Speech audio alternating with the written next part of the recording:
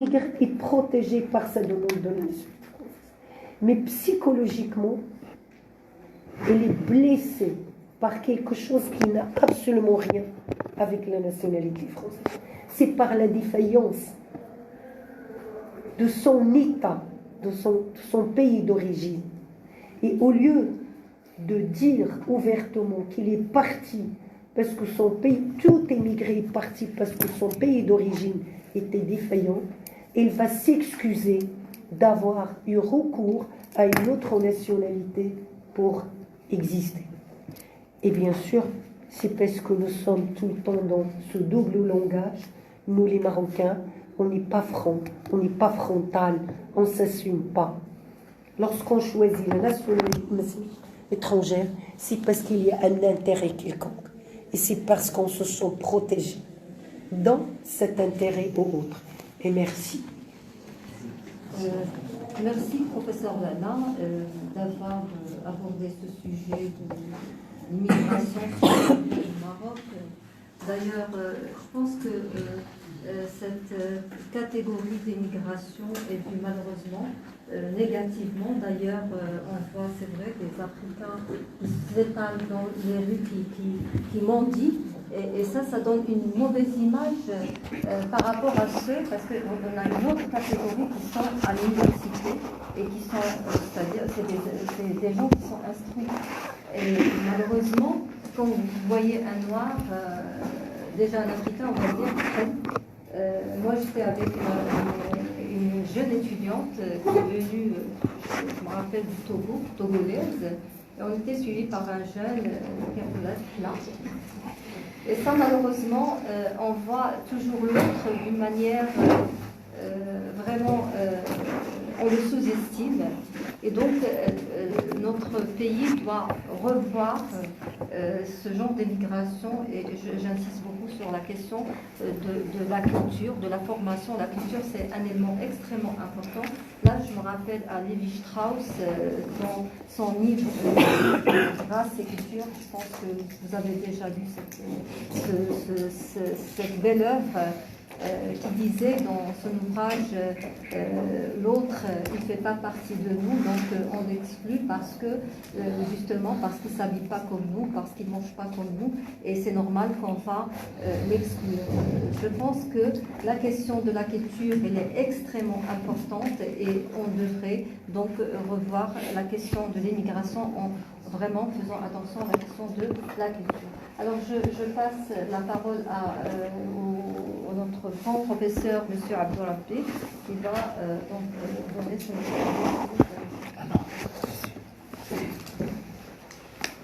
Pardon.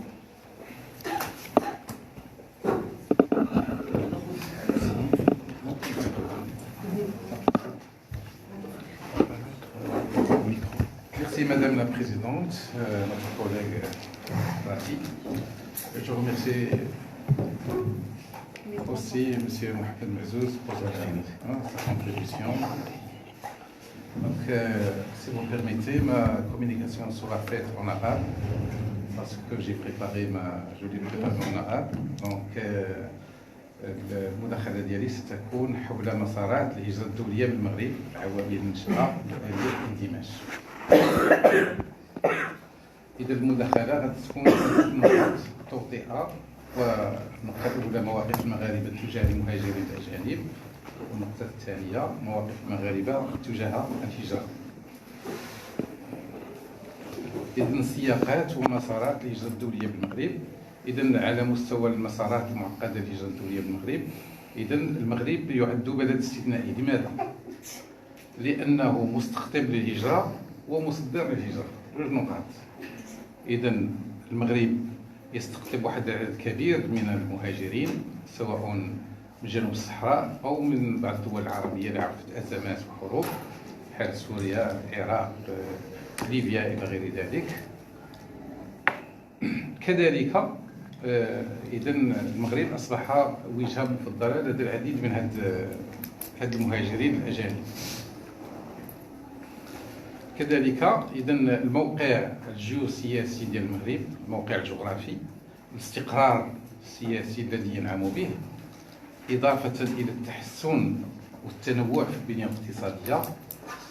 إذا جعل العديد من المهاجرين طامحين إلى تحسين ظروف عيشهم إلى اختيار المغرب كوجهة إما للاستقرار بصفة دائمة وإما للعبور نحو أوروبا. جوج حوايج، كاين واحد النسبة اللي كتفضل تستقر في المغرب، وكاين النسبة اللي كتجي باش توفر الظروف ديالها باش تنتقل إلى أوروبا. لتوفير الظروف الملائمة لإدماج هؤلاء المهاجرين، السلطات العمومية المغربية تبنت استراتيجية للهجرة واللجوء ومحاربة الاتجار في البشر منذ 2014. إذا المغرب ما بقاش واقف مكتوف الأيدي أمام هؤلاء المهاجرين، ولكن تبنى واحد السياسة، واحد الاستراتيجية لإدماج هؤلاء.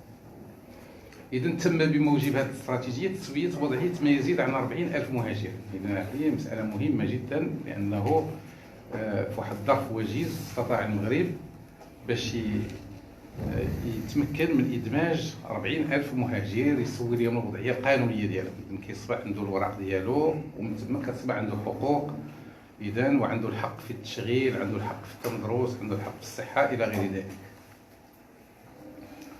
أسئلة البحث: إلى أي حد تمكن المغرب هؤلاء المهاجرون من الاندماج بالمجتمع المغربي؟ إذا جات عندنا واحد العدد كبير وسوينا وضعية تقريبا 40,000، ولكن هل استطاعوا الاندماج في المجتمع المغربي؟ ما هي باش نعرفوا الاندماج ديالهم؟ خصنا نتسائلوا على مواقف المواطنين المغاربة كيفاش كيشوفوا هاد الناس، كيفاش كيشوفوا هاد الأجانب، سواء اللي جايين من دول عربية سوريا وغيرها أو لبنان أو غير ذلك، ولا اللي جايين من دول جنوب الصحراء. هل يؤيد المواطنون المغاربة قدوم المزيد من المهاجرين؟ إذا جا عندنا واحد العديد، ولكن واش المغاربة مازال كيرغبوا باش يتزاد عندنا؟ يعني هذوك الناس راه مازال جايين، جاي الظروف ديالهم، الحروب إلى غير ذلك، مازال كيطمحوا يجيو. واش المغاربة يقبلوا بالمزيد من هؤلاء باش يجيو يعيشوا معنا ولا الى اخره؟ ثانيا، هل يؤيد المغاربه هؤلاء اللي كيجيو باش يستثمروا في البلاد؟ كاين الناس اللي ماشي كل شيء الاجانب اللي كيجيو للمغرب راهم فقراء او عاطلين، كاينين الناس يجيو بالاموال ديالهم، بالخبرات ديالهم، بالافكار ديالهم، وكيمكن يديروا استثمارات اللي كتخلق فرص الشغل وتخدم نيت ايضا المغاربه. اذا كيفاش المغاربه ايضا كيشوفوا لهؤلاء؟ ولكن من جهه اخرى، اذا كان المغرب وجهه مفضله لدى العديد من الدول الاخرى، من المهاجرين من الدول الاخرى، فهو في نفس الان مصدر للهجره. هذا هو المشكل. اذا حنا كيجيو عندنا بزاف الناس، ولكن المغاربه لا سولتيهم كلشي باغي يهاجروا، مفارقه. علاش؟ اذا هذا كيدعي واحد التساؤلات سوسيولوجيه. علاش المغرب وجهه مفضله لواحد العدد كبير، ولكن في نفس الان كتلقى الشباب بصفه خاصه ديال المغاربه مثقفين، اطور، غير ذلك، مهندسين، اطباء، باغيين يعرفوا. هذا اشكال. كيف؟ المنهجيه البحث. اذا هاد الخلاصات هي انطلاقا من واحد البحث الافريقي، بحث كيتسمى الافروبارومتر الافريقي. اذا حول مقياس الديمقراطيه في افريقيا. اذا هذا البحث انا اشرف على انجازه بالمغرب، وينجز تقريبا كل سنتين في المغرب، ولكن ينجز ايضا في 36 دوله افريقيه. اذا استطعنا الان باش نوصلوا ل 36 دوله افريقيه. كنستعملوا نفس الاستماره مع بعض الخصوصيات، بعض الاسئله اللي متفاوته من بلاد لبلاد، ولكن اغلبيه الاسئله يعني كنتمكنوا من المقارنه بين هذه الدول كلها، 36 دوله افريقيه. اذا في المغرب اعتمدنا على عينه مكونه من 1200، ولكن في هذه السنه نعتمدوا على عينه 1600. اذا 18 سنه وما فوق، وهي عينه تمثيليه كتمثل جميع سكان المملكه. اذا هذا الافروبارومتر هو مشروع بحثي افريقي غير حزبي، ما تابع حتى شي جهه سياسيه ولا جهه معينه الى اخره. هو شبكه ديال الباحثين، يعني باحثين من دول افريقيا كنجتمعوا كنقلبوا على تمويلات باش نقوموا باجراء هذه الدراسه. وهي كتشمل اسئله حول الديمقراطيه، حول الحكمه، حول الى اخره. خلال الجوله السابعه اذا تشملنا 36.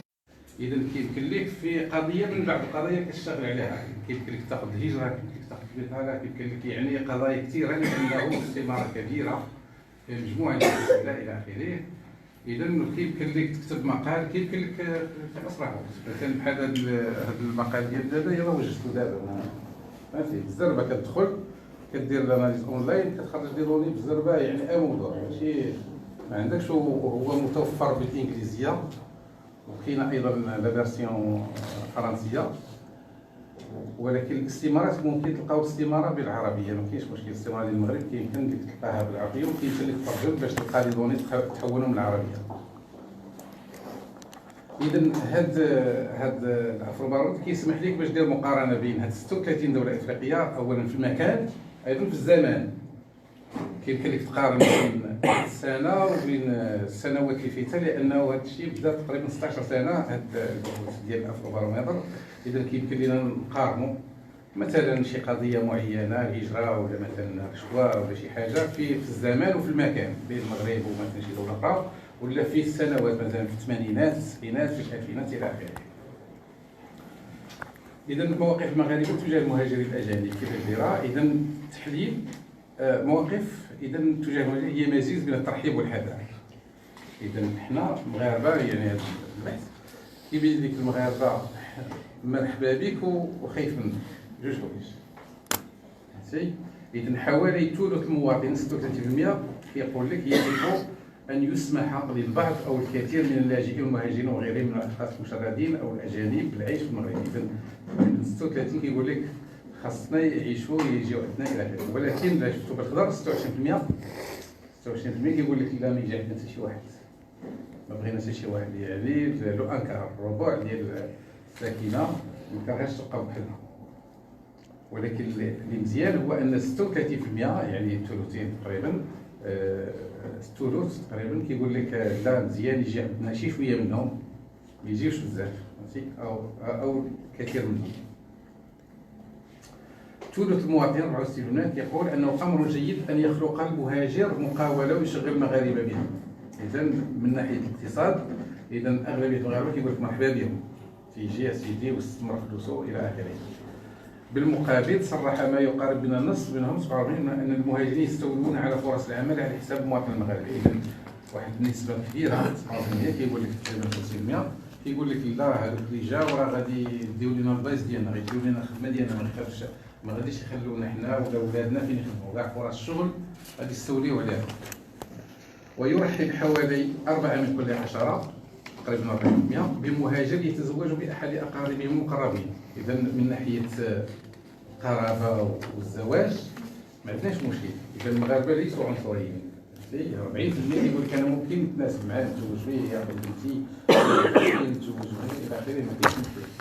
هذا من ناحيه.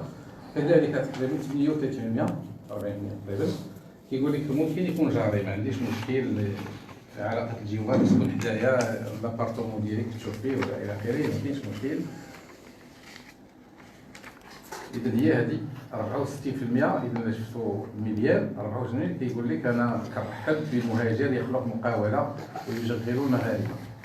39% المهاجر يتزوج باحد اقاربه. 38% مهاجر يصبح جارا. 25% كثير من المهاجرين يأتون العيش في المغرب ما كاينش مشكل.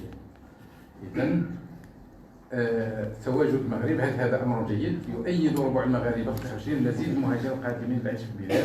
اذا 25% كيقول لك يجيو مرحبا بهم، اي واحد بغى يجي فهمتي، واخا هذا العدد كاين ولكن اللي بغى يجي اكثر مرحبا بهم.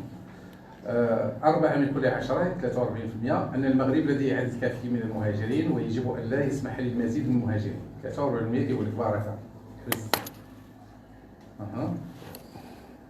المهاجرين يقللون من فرص العمل بالنسبه للمغاربه. 47% كيقول لك لا راه علاش خصهم يحبسوا لانهم غيدوا لنا فرص الشغل.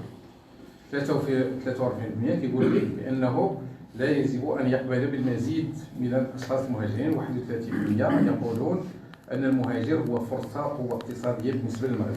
اذا تقريبا ثلث 31% كيقول لك لا هاد المهاجرين راهم فرصه للمغرب، غيستافد من الافكار ديالهم، غيستافد من الاستثمارات ديالهم الى غير ذلك. كيف نفسر هذه الازدواجيه في المواقف؟ هناك ترحيب وهناك حذر. علاش؟ اذا هناك حاجز لغوي وثقافي يشكل عائقا امام انفتاح المغاربه والمهاجرين الاجانب على بعضهم البعض. بالنظر الى الاميه المتفشيه في المجتمع، لان المغرب فيه واحد العدد كبير من الاميه خاصه بالنسبه للفئات الشعبيه، فان العديد من المواطنين يصعب عليهم الانفتاح والتواصل مع المهاجرين. هذوك المهاجرين كيتكلموا الاسبانيه، الفرنسيه، الانجليزيه، اغلبيه المغاربه كيتكلموا الدارجه. اذا مشكل ما غاديش يتواصلوا معهم. كذلك هذوك المهاجرين هما ما عندهمش اللغه، ما عندهمش دارجه، ما كيديرش واحد المجهود كبير باش يتعلم اللغه المحليه الى اخره. اذا كيبقى يتواصل اما بالانجليزيه اما بالفرنسيه، ولهذا كيبقى دائما هذا العائق لغوي وثقافي. فهمتي؟ هو ماشي ميز عنصري، ولكن هو فقط سوء تواصل، سوء تواصل بين الطرفين. لو كانت اللغه مسهله غادي يكون اندماج اكثر للمغاربه للمهاجرين في المغرب. برغم أهمية الاستراتيجيات الحكومية المتبعة في هذا المجال، فإنها تفتقد في عمومها للإطار العملي لتحقيق هذا الاندماج. إذن على مستوى البنود وعلى مستوى يعني الوثائق يعني استراتيجية جد جميلة إلى آخره، ولكن على المستوى العملي مازال كتلقى صعوبات. كيف ذلك؟ مثلا خدينا قطاع التربية والتعليم. في أكتوبر 2013 عبر وزارة التربية الوطنية من خلال مذكرة وزارية بأن المصالح البيداغوجية للوزارة ستعمل على إدماج الأطفال المنحدرين من دول الساحل والأفارقة في المنظومة التعليمية. هذا خطاب، ولكن بالفعل كيف؟ من ناحية التطبيقية كيف؟ ما كاينش شي حاجة. ما عرفناش كيفاش. إلى حدود اليوم فإن الوزارة لم تحدد أي إطار عملي لتعبئة الموارد المادية والثقافية لتحقيق هذا الاندماج، وبقي الطفل الإفريقي غير مرحب به كما يتبين. نعطيك واحد المثال. مثلا هانت واحد مقرر ديال رحاب اللغة العربية مستوى الثاني ابتدائي قريته كله باش كندير التشخيص واش كاين شي وجود للطفل الإفريقي. ما كاينش. كاينه كلمة واحدة وهذا مماضي. في صفحة واحدة فيها سمية واحدة وهذا مزيان. يلا بعدا مزيان. محمد بعدا واخا صفحة المهم ذكرنا واحد السمية مامادو بحالو بحال المغاربة. مرحبا بك يا إيناس، مرحبا بك يا سكينة، يا شاكيب، مرحبا بك، وهذا سهام وهذا مامادو. مزيان فقط. هادشي اللي كاين في الكتاب كله. ها سهام ما كاينش. ماشي. ولكن هذا الطفل المغربي كيفاش غيقبل بهذا الاجنبي ويقرا حداه في جنبه؟ هذا ما كاينش. اذا من هذا باش كنبينوا بان الناحيه العمليه واخا الوزاره كتقول كتبنى استراتيجيه، ولكن الناحيه العمليه ما كاينش شي حاجه. فهمتي؟ انا نبغي في هذا الكتاب من راسي نلقى شي حاجه على مالي، نلقى شي حاجه على السنغال، نلقى عند الناس الثقافه ديالهم، الطقوس ديالهم، الديانه ديالهم، واحد الحوايج انا كمغربي نبغي نعرف هذا الشيء باش نقدر نفات على هذا الشيء. ما كاينش. فوالا مواقف المغاربه التوجيه للهجره. صرح 15% من المغاربه انه شخصيا او احد افراد اسرته قد عاش خارج البلاد.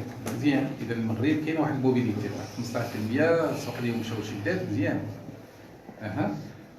ولكن فكر اكثر من ثلث المغاربه استخدموا في الهجره خارج البلاد، اما في ذلك 13% ممن فكروا فيها كثيرا. اذا 36 إلى 13 راه عدد كبير. يعني هذا فكروا باش يهاجر، كاين اللي فكر كيقول لك انا الشغل شاغل هو خصني نمشي دابا صافي نقعد ديما ندير. من بين الذين يفكرون بالهجره صرح 7% انهم يتخذون الخطوات اللازمه للهجره. صافي هذا بدا كيصاوب في المسائل ديالو، كيوجد الفلوس وفي الاقامه الى اخره.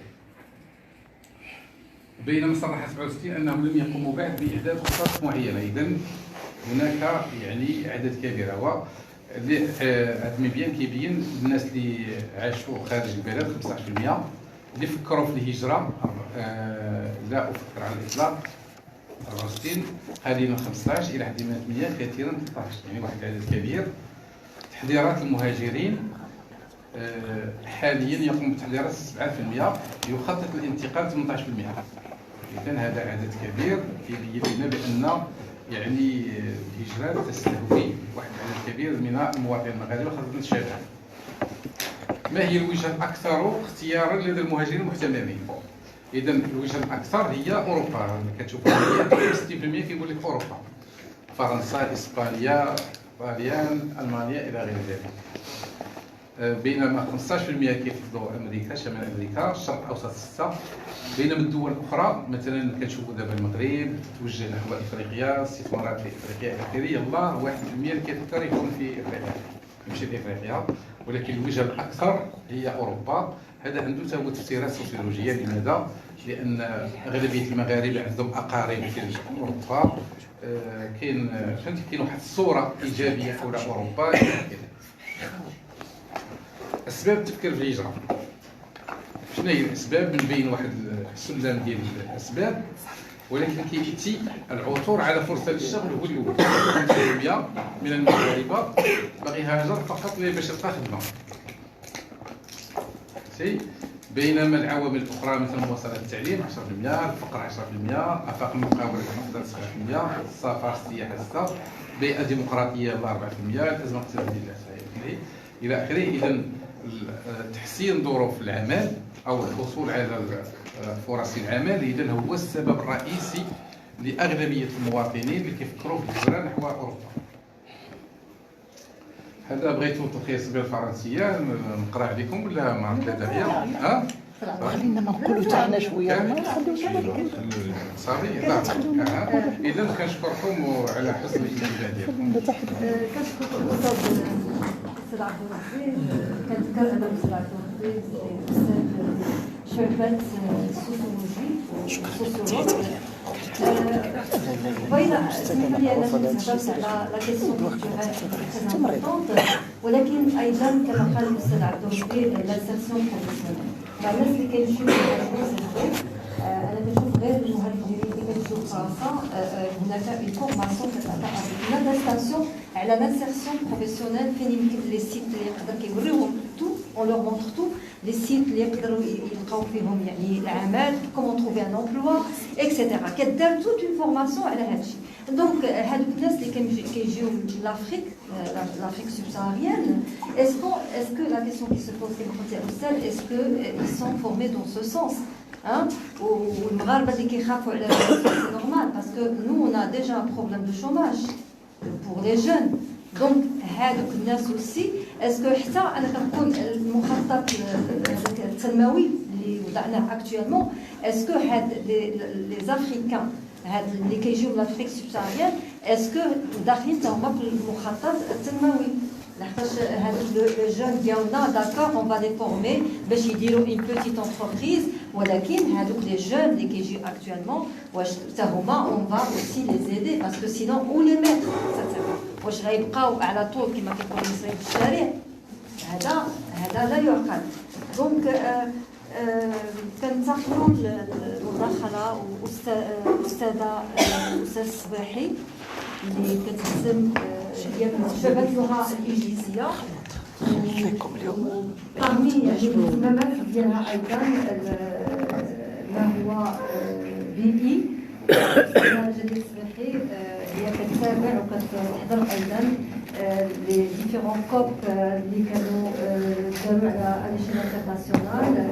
لا كوب 25 هي تاع الاستاذه اللي كانت دارت في بولونيا، لا كوب 26 اللي كانت دارت في اسبانيا. والاستاذه كتهتم ايضا بلا كيسيون دو لونفيرونمون ولا كيسيون دو جونغ اي اوسي لا كيسيون دو ميغراسيون. ا فو لا بارول استاذه جميله.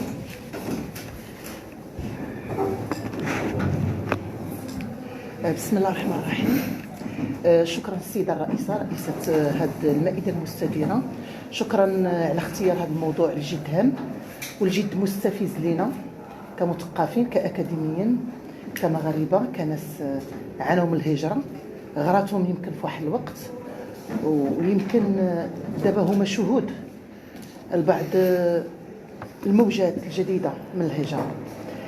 التفاعل ديالي يمكن يكون شويه في هاجين من الناحيه اللغويه، يمكن ندخل الفرنسيه والانجليزيه والعربيه.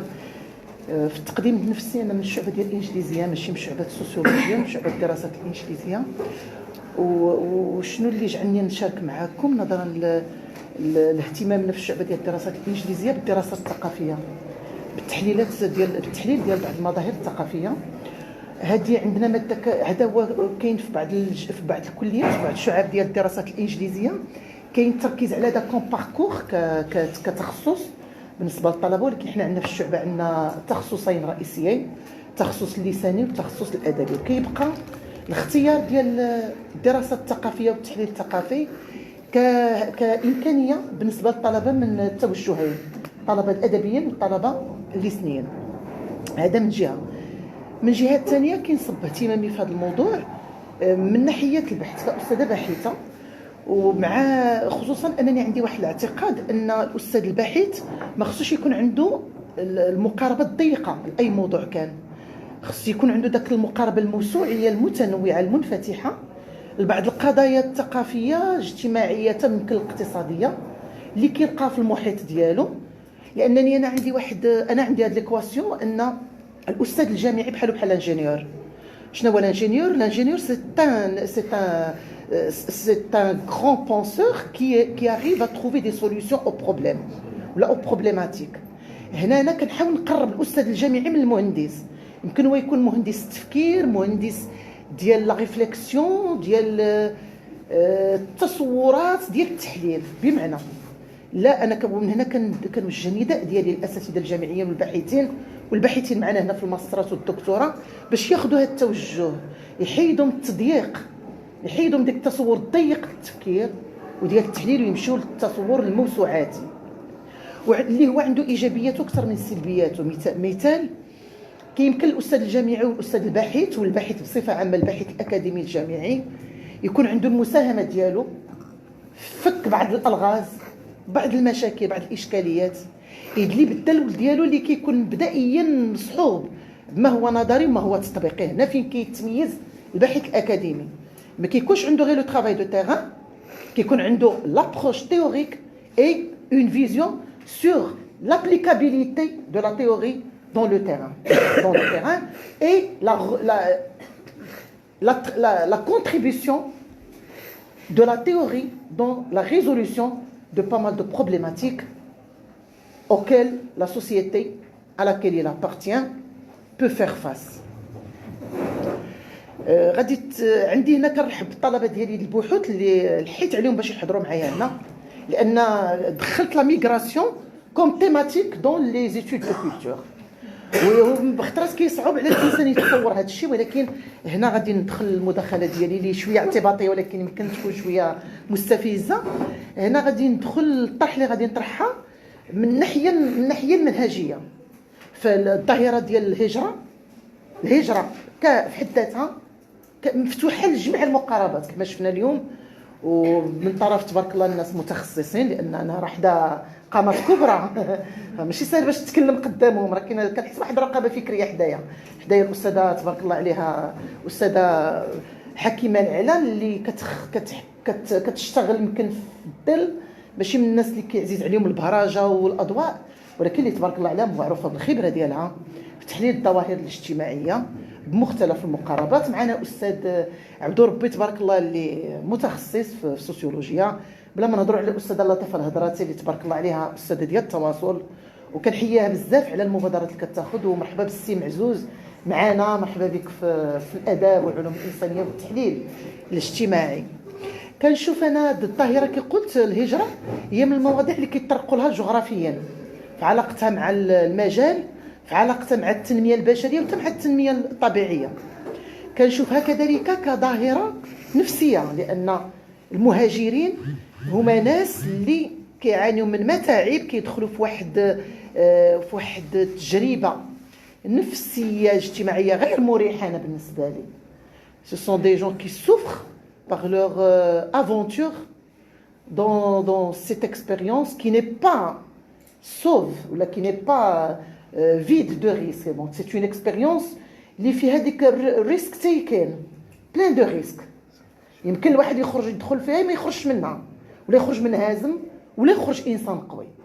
انا كتبان لي الهجره، انا كنشوف دائما الهجره كمغامره، لان ما يمكنش تكون كتخلي موراك القيم ديالك اللي تشبعتي بها، الماضي، الباك جراوند، التاريخ، الاسره، العائله، وكتقرر تمشي عند الغريب، تهاجر عند الاخر، فضاء جديد، ثقافه جديده، امه جديده، قوانين ترسانه قانونيه جديده. راه هادشي فيه مغامره، خصو واحد الشجاعه فكريه خصو واحد القوه نفسيه اللي يمكن لها تصون داك الانسان وتحميه من اي انكسار يمكن له يتعرض ليه. انا كنشوف بزاف ديال المهاجرين اللي كينكسروا كيدمروا في الهجره وكينصهروا، ماشي كينصهروا، كدوب شخصيتهم كدوب هويتهم في الاخر. وانا هادشي بالنسبه لي كيؤدي لاليناسيون، الاغتراب راه هو سي لا بيرت دو ليدونتيتي. لان انا بالنسبه لي اي انسان ما عندوش ماضي ما عندوش هويه. الهويه كيدخل فيها الماضي ديالنا، كيدخل فيها الموروث، كتدخل فيها التقاليد، كتدخل فيها الطقوس حتى اليومي، طريقه الاكل، واش كناكل الكسكسو بيدي ولا بالمعلقه والفرشيطه، واش نشد الموس باليمنيه ولا اليسريه. انا شخصيا كتوقع لي كنكون مع اجانب، كنكون في دي كونغري على ليترونجي اي سا بوز ان بروبليم، كنبقى نفكر انا كنشد الفرشيطه باليسريه كنقطع باليمنيه، كي كنشوفوا ما كيشد الفرشيطه باليمنيه يقطع باليسريه وما عرفت يعاود يقلب. تحريك هاد المعلقه سي فري ça c'est des choses très minimes mais qui ont beaucoup de liaison avec la culture. هي المعلقه راه كاين، كتعرف هاد القضيه، كاين الناس اللي كيحركوها هكا، كاين اللي كيحركوها هكا، كاين اللي كيحركوا اليسار على حسب الثقافه ديالهم.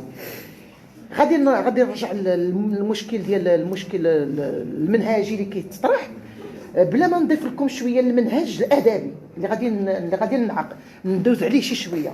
لان موضوع الهجره طرقوا له بزاف الادباء، بزاف الفنانين، بزاف الكتاب، منهم المغاربه ولكن منهم غادي يمشينا شويه لاسيا.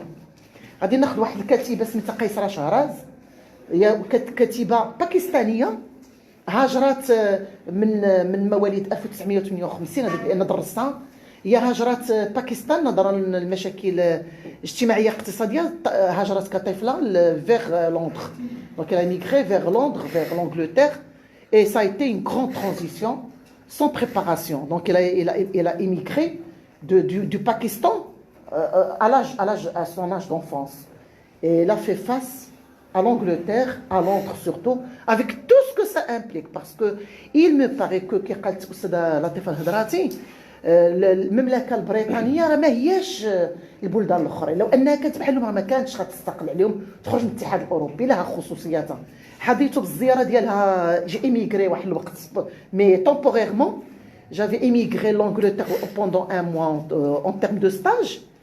Et moi, l'étudiante de la culture anglo-saxonne, anglo-américaine, avec tout l'imaginaire que j'avais, une fois atterri à Londres, une fois atterri à Manchester, à Salford, moi j'étais choquée.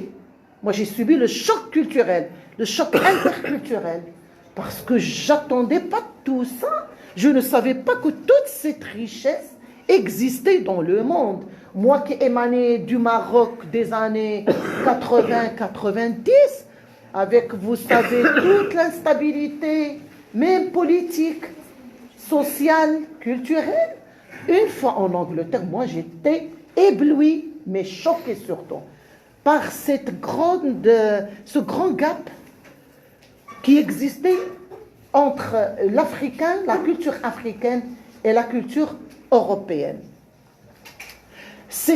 Je reviens à mon auteur préféré, Qaysara Shahraz, qui a écrit une nouvelle intitulée A Pair of Jeans, une paire de jeans. A Pair of Jeans. معنى سروال ديال الجين.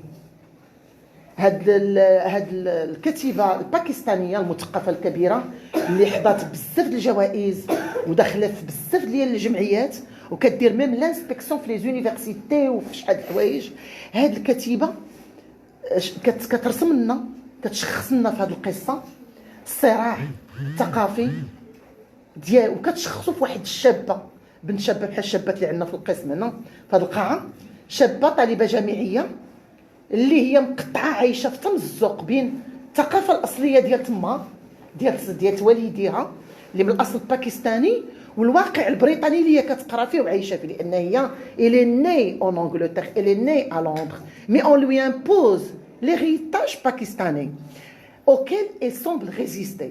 وهادشي كله غيتشخص في لو بور d'une paire de jeans, d'un pantalon en jean dans lequel elle se sent mal à l'aise par le fait que pendant une journée qui est le setting ديال la nouvelle هو الموقع spatio temporel ديال l'histoire, ils se sentent très mal à l'aise avec le jean auquel elle est habituée, mais par le fait que ce jour-là Elle allait rencontrer son fiancé, la famille de son fiancé, la belle famille qui est très enracinée dans la culture du départ, du pays de départ, du pays d'origine. Alors, il ne s'attendait pas à la voir dans cette tenue. Mais elle a pris le bus, elle quitte le bus, se dirigeant vers sa maison. Et le grand malheur, c'est qu'elle les rencontre dans la rue.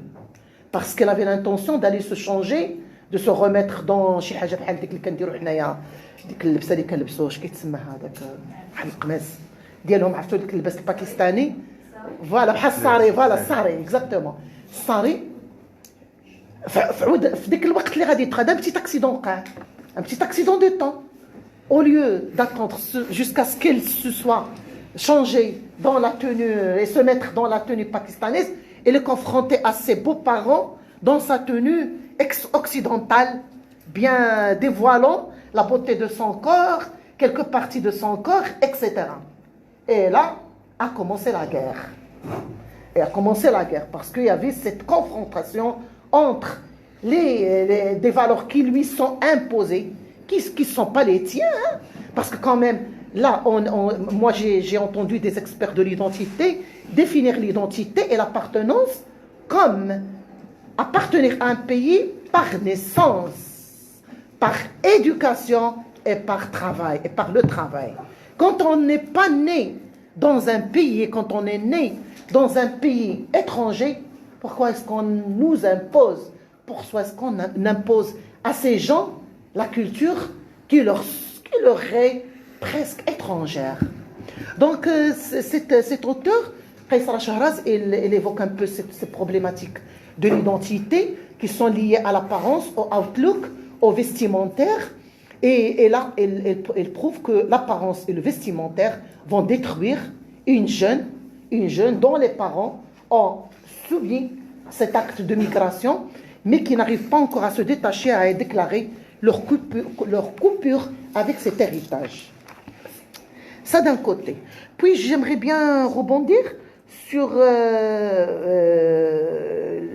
le terme d'El Muhajir fil Maghreb, comme il est utilisé au Maroc. Moi, je vois que le terme est problématisé. Le label n'est pas vraiment clair. Parfois, on utilise le MDM, les Marocains du Maroc. Les MDM, parfois, on utilise, je crois, les RME, les ressortissants marocains vivant à l'étranger, les résidents.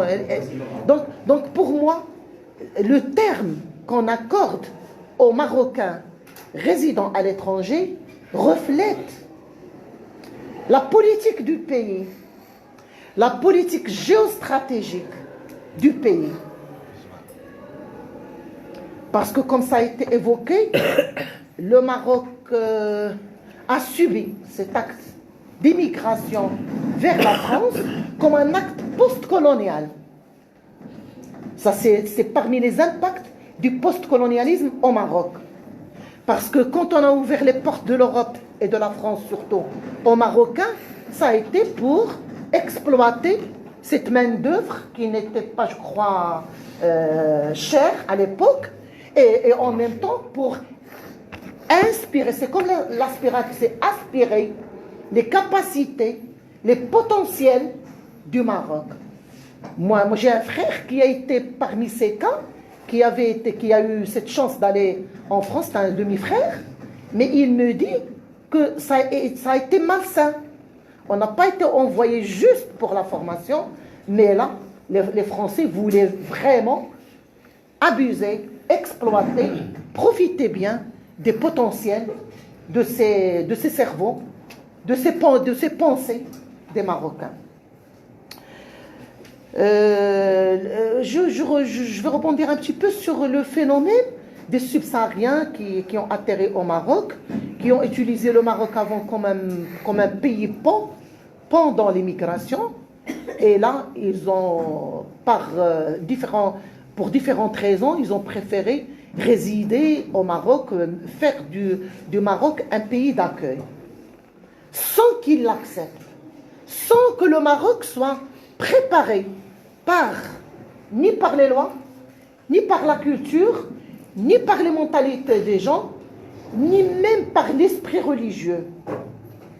Moi, j'ai eu la chance d'assister parfois au discours dans les mosquées, mais c'est rarement qu'on évoque, qu'on parle, qu'on traite ce nouveau phénomène de la migration, ni d'une façon ni d'une autre. Donc, pour moi, ça me choque un petit peu de voir que ce phénomène de la migration des Africains subsahariens au Maroc soit imposé de cette façon, d'une façon très anarchique.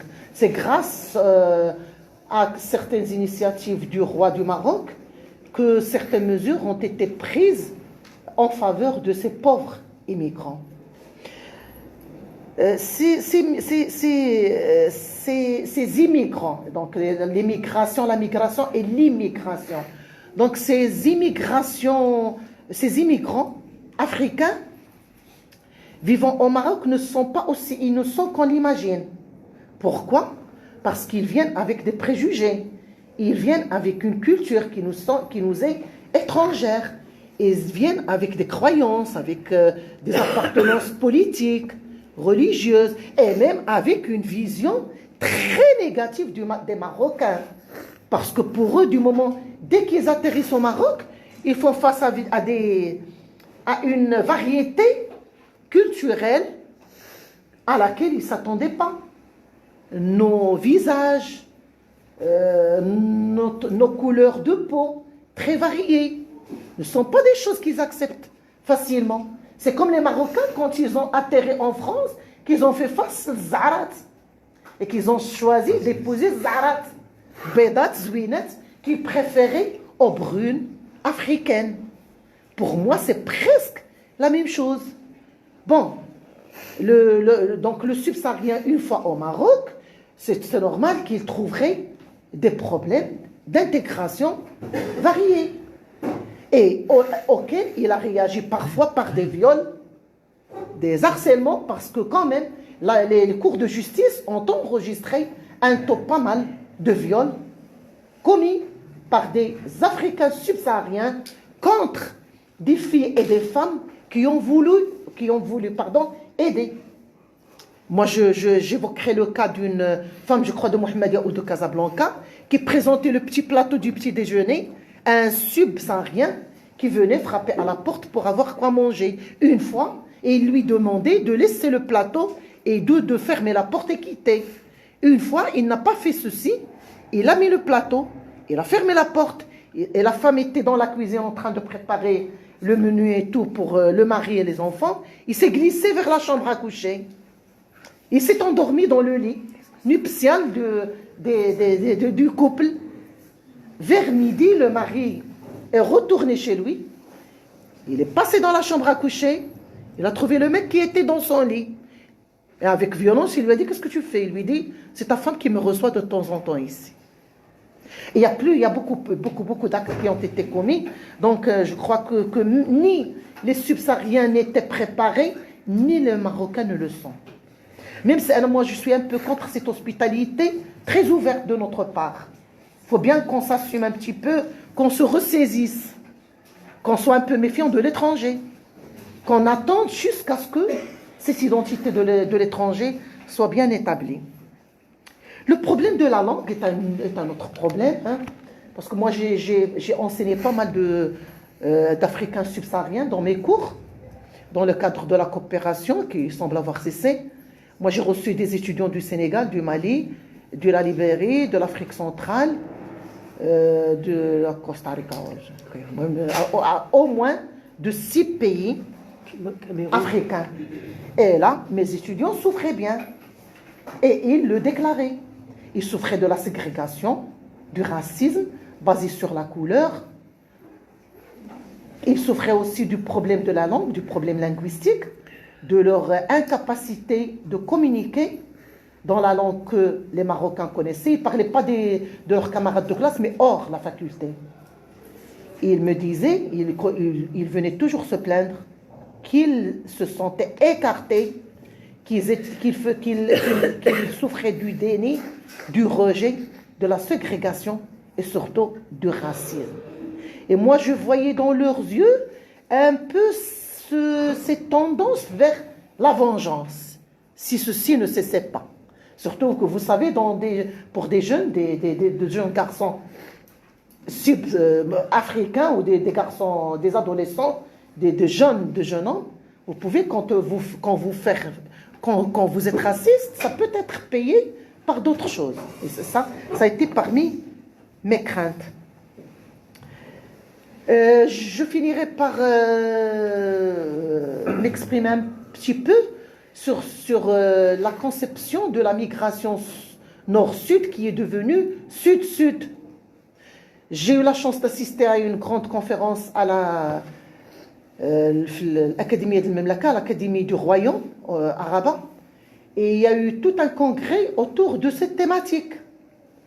La nouvelle migration sud-sud du côté géostratégique, qu'il fallait revoir nos lois, qu'il fallait revoir nos attitudes, qu'il fallait revoir nos recherches, réorienter la recherche académique vers ces nouveaux phénomènes dictés par ces nouvelles crises dans le monde. Parce que la migration peut être parfois une expression de l'exil. De l'exil, le refuge, ماشي خاصها في الانجليزيه اللجوء والاحتماء السياسي. كنعرفوا بان بعض الافارقه لاجئ انهم كيعانيوا من بعض الاستبداد السياسي في بلدانهم بلا ما نهضروا على المشاكل الاجتماعيه الاقتصاديه الفقر المدقع بحال بعض الطلبه السنغاليين كانوا كيحكيوا لي فاش جاو كيقولوا لي on se sent en Europe chez vous parce que chez nous c'est vraiment on est vraiment dans la pauvreté totale et puis il y a des régimes dictateurs partout dans l'Afrique comme on le sait. Donc il y a des gens qui déclarent avoir trouvé un confort total dans notre pays, le Maroc, qui est comme professeur Abdorbi l'a dit, qui souffre du départ de ses propres capacités, de ses propres enfants. Donc, et là, il y a la dichotomie, il y a la grande contradiction entre un pays qui est un pays d'accueil, mais qui est aussi un pays de départ de ses propres enfants. La migration des cerveaux, la migration des intellectuels, de l'élite, est vraiment, pour moi, elle est un grand danger. C'est un grand risque pour le Maroc. Parce que là, il y a le départ des capacités des gens qui ont coûté de grandes sommes dans leur formation à leur propre pays. On a tous dans nos entourages des jeunes, des ingénieurs, des médecins qui quittent une fois pour toutes pour aller vers l'autre. Et là, c'est l'autre qui va profiter de ces gens qui ont bénéficié d'une certaine éducation et formation au détriment de leur pays d'origine. Pour terminer, comme conclusion, ou pour une conclusion, je dirais que ce phénomène a besoin et sollicite beaucoup plus d'études, beaucoup plus d'approches variées. Ni l'approche sociologique, ni l'approche politique ne suffirait pour approcher la thématique des différents angles nécessaires pour analyser le phénomène, aussi bien que pour présenter des solutions, des hypothèses de solutions pour y faire face. Aucun pays n'est exonéré de nos jours. Moi, j'étais comme professeur Hadrati l'a cité. Moi, j'ai eu la chance d'être dans les COP. Dernièrement, j'étais à la COP 25 à Madrid, la capitale de la République espagnole. Et j'étais choquée par la grande variété des immigrés, des gens de la Colombie, du Canada, des pays africains, des pays asiatiques qui ont été interpellés, attirés, séduits par la vie en Espagne. C'est un royaume. Oui, pardon, c'est le royaume. Royaume République, c'est pas une république. Pardon, c'est le royaume, je le sais, espagnol. Donc, pour moi, on devrait faire appel à beaucoup plus de pluridisciplinarité dans le traitement de cette thématique. C'est seulement une approche pluridisciplinaire qui pourrait entourer, analyser et donner une étude ample de ce phénomène. Toute autre étude resterait pour moi insuffisante pour rêver de devenir académique, de devenir très stratifié et très systématique. Et merci pour votre attention. Merci, professeur Jalila. Merci à vous. Alors,